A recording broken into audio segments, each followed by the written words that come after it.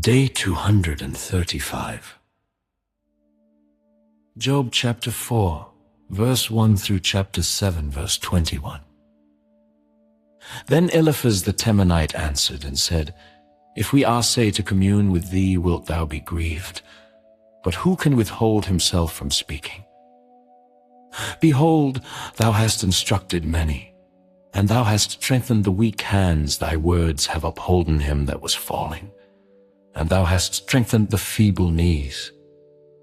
But now it is come upon thee, and thou faintest, it toucheth thee.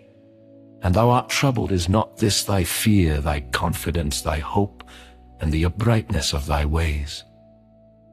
Remember, I pray thee, whoever perished, being innocent, or where were the righteous cut off? Even as I have seen, they that plow iniquity, and sow wickedness, reap the same. By the blast of God they perish, and by the breath of his nostrils are they consumed. The roaring of the lion, and the voice of the fierce lion, and the teeth of the young lions are broken. The old lion perisheth for lack of prey, and the stout lion's whelps are scattered abroad. Now a thing was secretly brought to me, and mine ear received a little thereof. In thoughts from the visions of the night, when deep sleep falleth on men, fear came upon me, and trembling, which made all my bones to shake. Then a spirit passed before my face, the hair of my flesh stood up. It stood still, but I could not discern the form thereof. An image was before mine eyes, there was silence. And I heard a voice saying, Shall mortal man be more just than God? Shall a man be more pure than his Maker? Behold, he put no trust in his servants, and his angels he charged with folly. How much less in them that dwell in houses of clay, whose foundation is in the dust, which are crushed before the moth. They are destroyed from morning to evening. They perish forever without any regarding it. Doth not their excellency which is in them go away? They die even without wisdom. Call now, if there be any that will answer thee, and to which of the saints wilt thou turn? For wrath killeth the foolish man, and envy slayeth the silly one. I have seen the foolish taking root. But suddenly I cursed his habitation. His children are far from safety, and they are crushed in the gate, neither is there any to deliver them. Whose harvest the hungry eateth up, and taketh it even out of the thorns, and the robber swalloweth up their substance. Although affliction cometh not forth of the dust, neither doth trouble spring out of the ground. Yet man is born unto trouble. As the sparks fly upward, I would seek unto God, and unto God would I commit my cause, which doeth great things and unsearchable, marvelous things without number, who giveth rain upon the earth, and sendeth waters upon the fields, to set up on high those that be low, that those which mourn may be exalted to safety. He disappointeth the devices of the crafty, so that their hands cannot perform their enterprise. He taketh the wise in their own craftiness, and the counsel of the froward is carried headlong. They meet with darkness in the daytime, and grope in the noonday as in the night. But he saveth the poor from the sword, from their mouth, and from the hand of the mighty. So the poor hath hope, and iniquity stoppeth her mouth. Behold, happy is the man whom God correcteth. Therefore despise not thou the chastening of the Almighty. For he maketh sore and bindeth up, he woundeth and his hands make whole. He shall deliver thee in 6 troubles. Yea, in 7 there shall no evil touch thee. In famine he shall redeem thee from death, and in war from the power of the sword. Thou shalt be hid from the scourge of the tongue. Neither shalt thou be afraid of destruction when it cometh at destruction, and famine thou shalt laugh. Neither shalt thou be afraid of the beasts of the earth, for thou shalt be in league with the stones of the field, and the beasts of the field shall be at peace with thee. And thou shalt know that thy tabernacle shall be in peace, and thou shalt visit thy habitation, and shalt not sin, Thou shalt know also that thy seed shall be great, and thine offspring as the grass of the earth. Thou shalt come to thy grave in a full age, like as a shock of corn cometh in his season. Lo this, we have searched it, so it is. Hear it, and know thou it for thy good. But Job answered and said, Oh, that my grief were throughly weighed, and my calamity laid in the balances together. For now it would be heavier than the sand of the sea, therefore my words are swallowed up. For the arrows of the Almighty are within me, the poison whereof drinketh up my spirit. The terrors of God do set themselves in array against me. Doth the wild ass bray when he hath grass? Or loweth the ox over his fodder? Can that which is unsavory be eaten without salt? Or is there any taste in the white of an egg? The things that my soul refused to touch are as my sorrowful meat. Oh, that I might have my request, and that God would grant me the thing that I long for, even that it would please God to destroy me, that he would let loose his hand and cut me off. Then should I yet have comfort? Yea, I would harden myself in sorrow, let him not spare. For I have not concealed the words of the Holy One. What is my strength that I should hope? And what is mine end that I should prolong my life? Is my strength the strength of stones, or is my flesh of brass? Is not my help in me, and is wisdom driven quite from me? To him that is afflicted pity should be shewed from his friend, but he forsaketh the fear of the Almighty. My brethren have dealt deceitfully as a brook, and as the stream of brooks they pass away, which are blackish by reason of the ice, and wherein the snow is hid. What time they wax warm they vanish. When it is hot they are consumed out of their place. The paths of their way are turned aside, they go to nothing and perish. The troops of Tamar looked, the companies of Sheba waited for them. They were confounded because they had hoped. They came thither and were ashamed. For now ye are nothing. Ye see my casting down, and are afraid. Did I say, Bring unto me? Or give a reward for me of your substance, or deliver me from the enemy's hand, or redeem me from the hand of the mighty? Teach me, and I will hold my tongue, and cause me to understand wherein I have erred. How forcible are right words! But what doth your arguing reprove?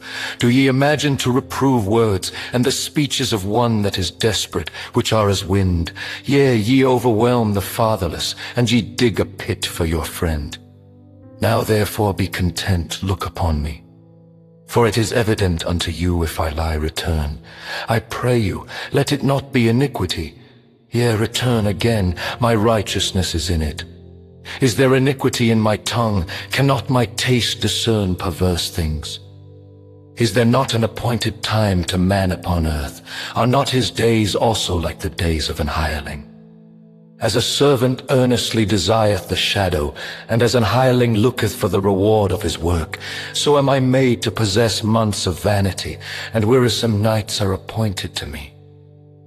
When I lie down, I say, When shall I arise, and the night be gone? And I am full of tossings to and fro unto the dawning of the day. My flesh is clothed with worms and clods of dust. My skin is broken and become loathsome. My days are swifter than a weaver's shuttle, and are spent without hope. O remember that my life is wind. Mine eye shall no more see good. The eye of him that hath seen me shall see me no more. Thine eyes are upon me, and I am not as the cloud is consumed and vanisheth away. So he that goeth down to the grave shall come up no more. He shall return no more to his house, neither shall his place know him any more. Therefore I will not refrain my mouth. I will speak in the anguish of my spirit. I will complain in the bitterness of my soul. Am I a sea or a whale, that thou settest a watch over me? When I say my bed shall comfort me, my couch shall ease my complaint, then thou scarest me with dreams, and terrifiest me through visions, so that my soul chooseth strangling, and death rather than my life I loathe it. I would not live always, let me alone, for my days are vanity. What is man that thou shouldest magnify him, and that thou shouldest set thine heart upon him, and that thou shouldest visit him every morning, and try him every moment? How long wilt thou not depart from me, nor let me alone till I swallow down my spittle? I have sinned. What shall I do unto thee, O thou preserver of men? Why hast thou set me as a mark against thee, so that I am a burden to myself? And why dost thou not pardon my transgression, and take away mine iniquity? For now shall I sleep in the dust, and thou shalt seek me in the morning, but I shall not be. 1 Corinthians Chapter 14, verse 18 through verse 40. I thank my God, I speak with tongues more than ye all. Yet in the church I had rather speak 5 words with my understanding, that by my voice I might teach others also, than 10,000 words in an unknown tongue. Brethren, be not children in understanding. Howbeit in malice be ye children, but in understanding be men. In the law it is written, with men of other tongues and other lips will I speak unto this people, and yet for all that will they not hear me, saith the Lord. Wherefore tongues are for a sign, not to them that believe, but to them that believe not. But prophesying serveth not for them that believe not, but for them which believe. If therefore the whole church be come together into one place, and all speak with tongues, and there come in those that are unlearned or unbelievers, will they not say that ye are mad? But if all prophesy, and there come in one that believeth not, or one unlearned, he is convinced of all, he is judged of all. And thus are the secrets of his heart made manifest. So falling down on his face, he will worship God, and report that God is in you of a truth. How is it then, brethren, when ye come together, every one of you hath a psalm, hath a doctrine, hath a tongue, hath a revelation, hath an interpretation? Let all things be done unto edifying. If any man speak in an unknown tongue, let it be by 2, or at the most by 3, and that by course, and let one interpret. But if there be no interpreter, let him keep silence in the church, and let him speak to himself, and to God let the prophets speak 2 or 3, and let the other judge. If anything be revealed to another that sitteth by, let the first hold his peace. For ye may all prophesy one by one, that all may learn, and all may be comforted.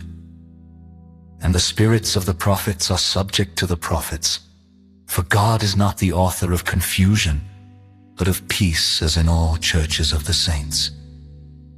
Let your women keep silence in the churches, for it is not permitted unto them to speak, but they are commanded to be under obedience, as also saith the law.